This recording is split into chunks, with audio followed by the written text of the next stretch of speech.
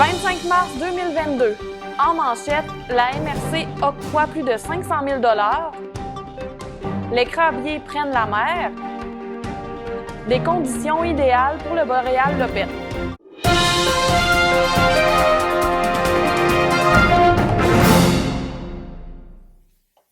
Le Conseil des maires de la MRC de la Haute-Côte-Nord a octroyé plus de 500 000 $ pour la réalisation de projets sur son territoire lors de la séance du 15 mars grâce aux différents programmes d'aide financière dont il fait la gestion.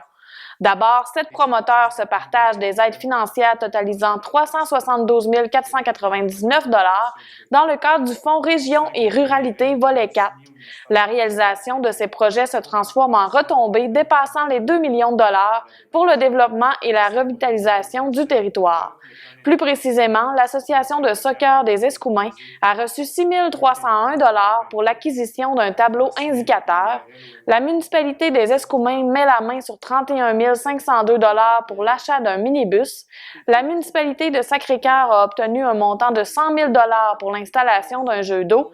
La municipalité de Colombier s'est vue accorder une aide de 11 000 $ pour l'acquisition d'un équipement favorisant l'accès aux activités communautaires, soit une chaise élévatrice. Toujours dans ce même fonds, le projet de salle immersive Fenêtres sur les belugas du groupe de recherche et d'éducation sur les mammifères marins, GREM de Tadoussac, a aussi été accepté à raison de 100 000 $. Quant à la MRC de la Haute-Côte-Nord, elle partagera une somme de 23 696 $ entre les 8 municipalités du territoire pour l'aménagement de Bissiborne. Finalement, la municipalité de Tadoussac a déposé le dernier projet à recevoir du financement du FRR volet 4. Il s'agit de celui du Carrefour de vie, salle communautaire et bibliothèque municipale, qui bénéficiera d'un montant supplémentaire de 100 000 $ pour sa réalisation.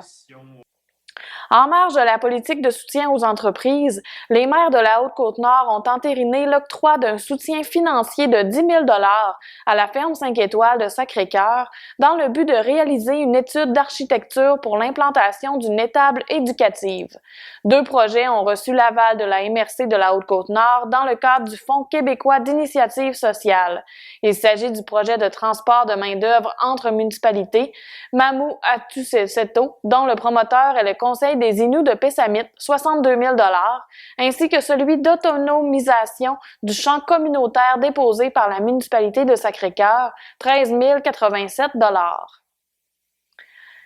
Les premiers casiers des pêcheurs de crabes des neiges ont pu être jetés à l'eau ce vendredi 25 mars dès 5 heures dans la zone 17 qui s'étend de Pointe-des-Monts à Tadoussac sur la rive nord du fleuve et de Rivière-du-Loup à Rivière-à-Claude sur la rive sud.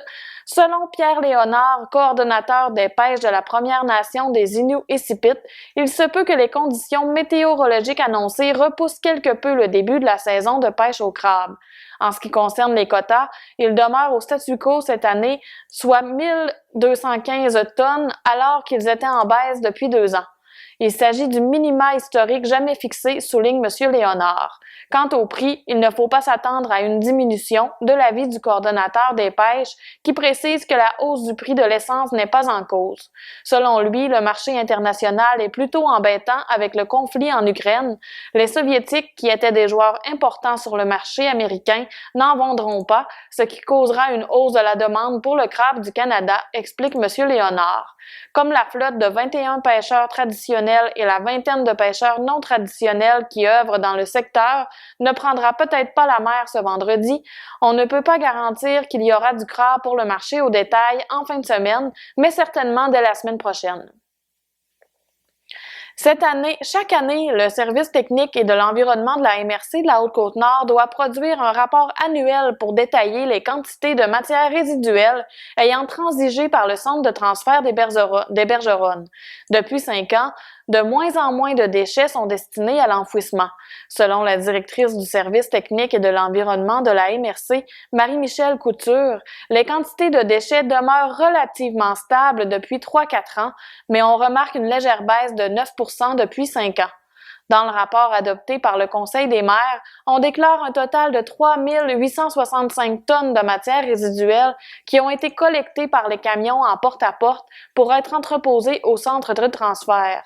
En 2020, 16 tonnes supplémentaires avaient été enregistrées pour un total de 3 881, tandis qu'en 2019, la MRC dénotait 3 970 tonnes de matières résiduelles. Les matières collectées sont divisées en deux catégories, soit résidentielles et industrie, commerce et institutions. Les résidences ont engendré 1968 tonnes de déchets, alors que les ICI en ont généré un peu moins, soit 1896 tonnes. Du côté résidentiel, c'est la ville de Forestville qui enregistre le plus haut tonnage, 538, et au contraire, Portneuf-sur-Mer n'est responsable que de 129 tonnes, soit le tonnage le plus bas des 8 municipalités de la Haute-Côte-Nord. Pour le secteur ICI, Forestville est toujours en tête du classement en termes du plus grand nombre de déchets produits, mais c'est la municipalité de Colombier qui génère le moins de matière. En vertu du règlement sur les redevances exigibles pour l'élimination des matières résiduelles, la MRC de la Haute-Côte-Nord doit débourser une redevance au lieu d'enfouissement technique de Ragno où sont envoyées les matières résiduelles collectées sur le territoire. Celui-ci la remet ensuite au ministère de l'Environnement au nom de la MRC. Cette redevance équivaut à 24,32 $ la tonne, en plus des frais d'enfouissement de 96 $ la tonne, portant ainsi le total à 120,32 $ la tonne. Comme le mentionne Madame Couture, cette somme est sans compter les frais de collecte porte-à-porte, de transbordement et de transport. On parle d'un total de près de 350 $ la tonne en réalité. Toutefois, la directrice mentionne que les coûts associés à la collecte et au traitement des matières recyclables sont remboursés à 99 % par le gouvernement et Éco-Entreprises Québec. C'est pourquoi il faut réduire à la source et maximiser le tri pour voir nos coûts baisser. Ce sont les deux seules solutions.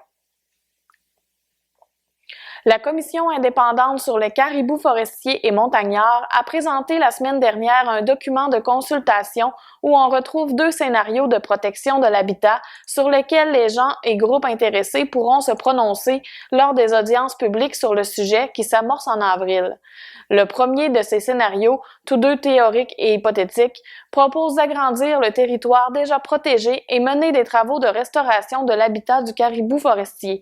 Cette première hypothèse pourrait menacer autour de 800 emplois dans le domaine forestier et nécessiterait des investissements de plusieurs millions de dollars.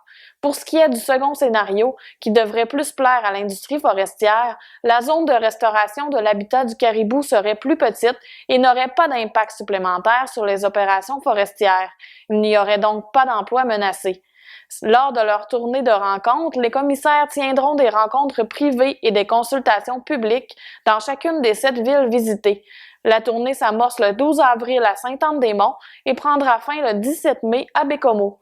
Il est prévu que les audiences se tiennent en personne, mais la commission suivra de près l'évolution de la situation épidémiologique et pourrait modifier ses plans si nécessaire. Le Centre de prévention du suicide de la Côte-Nord a enregistré un résultat record de 28 161 $ avec son souper gastronomique du 18 mars, une activité de financement qui en était à sa 3e édition. L'événement, qui a réuni 160 convives au bistrot La Marée Haute à Bécomo, a permis de faire encore mieux que les 2 éditions précédentes, respectivement bonnes pour 15 000 $ et 23 000 $. L'équipe du CPS se réjouit du succès du dernier souper et rappelle l'importante contribution du comité organisateur composé de Carl Beaulieu, Frédéric Tremblay, Simon Brisson et Marie-Josée Arsenault et de Jean-Sébastien Sicard, chef de chez Mathilde Bistrot de Tadoussac, qui a pris les rênes de la cuisine pour l'occasion. À quelques jours du déménagement des bureaux au 750 rue de Pijalon, sa directrice générale Gladys Tremblay a exprimé toute sa fierté de voir le Centre de prévention du suicide avoir ainsi pignon sur rue. Elle a aussi annoncé pour le mois de mai une journée porte ouverte qui permettra à la population de découvrir ou redécouvrir l'étendue des services. Les 32 diffuseurs membres du réseau des organisateurs de spectacles de l'Est du Québec, ROSEC, se rassembleront à Tadoussac du 18 au 28 mai dans le cadre de la 27e rencontre du printemps de l'organisation.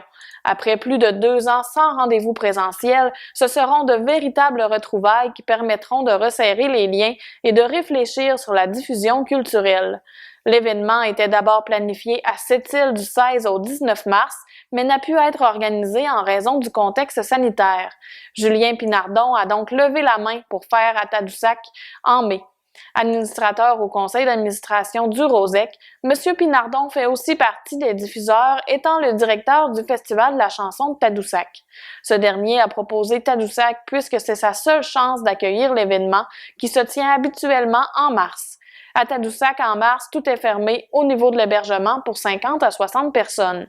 Comme le rassemblement a été repoussé au mois de mai en raison de l'assouplissement des mesures sanitaires, il sera possible d'accueillir convenablement tous les participants. La rencontre se veut un événement professionnel qui n'est pas ouvert au public. La majorité des réunions se tiendra dans la salle Marie-Clarisse de l'hôtel Tadoussac, là où seront logés les invités. L'horaire de la rencontre du printemps n'est pas encore ficelé complètement, mais le ROSEC accueillera ses bailleurs de fonds et parlera de programmation. Quant à Julien Pinardon, il trouve intéressant en tant que diffuseur culturel d'être l'hôte d'une telle activité. Selon lui, il s'agit d'une bonne visibilité pour la région de recevoir tous ces diffuseurs du Québec. Ce sera l'occasion de mettre en valeur Tadoussac et ses attraits.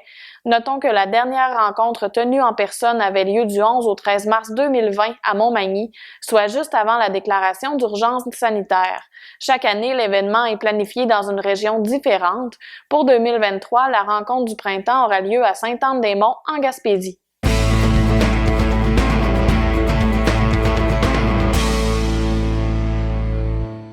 Dans le monde du sport, après avoir été reporté d'une semaine en raison des conditions météorologiques défavorables, c'est sous une température idéale que s'est déroulée la 18e édition du Boréal Lopette à Forestville le 19 mars, alors que près de 90 compétiteurs ont pris place sur la ligne de départ. Ski classique et en style libre, fat bike, duathlon, course sur neige étaient encore une fois au rendez-vous derrière l'hôtel Econolodge. Les participants devaient emprunter la boucle qui a été raccourcie à 12 km en raison des travaux d'Hydro-Québec dans le secteur à 1, 3 ou 4 reprises selon leur parcours. Notons qu'une somme de 2 $ pour chaque inscription a été remise à la Croix-Rouge canadienne pour soutenir les réfugiés ukrainiens. Les fondeurs se sont inscrits en moins grand nombre cette année à l'événement d'envergure, ce qui n'a pas surpris le président Éric Maltais. Ce dernier s'attendait à ce que la participation soit diminuée cette année en raison de la pandémie.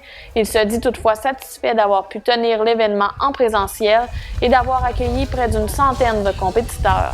Il remercie d'ailleurs les nombreux partenaires et bénévoles de l'événement.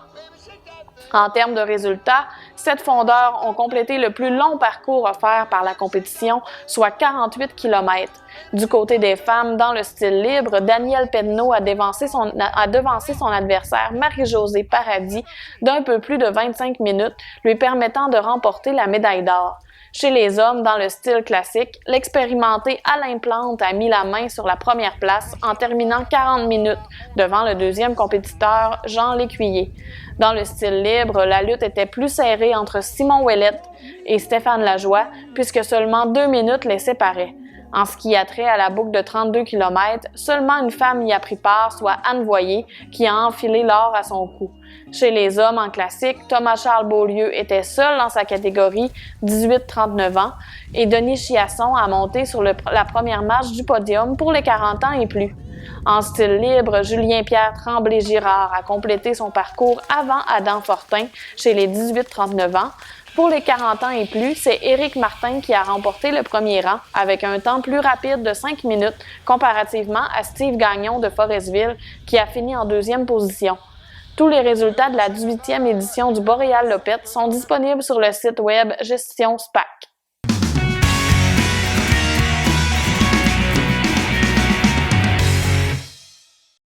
À la météo, en ce vendredi 25 mars, la neige était au rendez-vous avec des accumulations dépassant les 10 cm. La température est descendue à 0 degrés Celsius. Pour samedi, la neige intermittente se poursuit avec un maximum de 3 degrés. Même chose pour la dernière journée du week-end, alors que de la neige et de la pluie sont attendus selon les prévisions d'Environnement Canada. Le mercure grimpera à 3 degrés. Bonne fin de journée et à la semaine prochaine pour un nouveau bulletin d'information.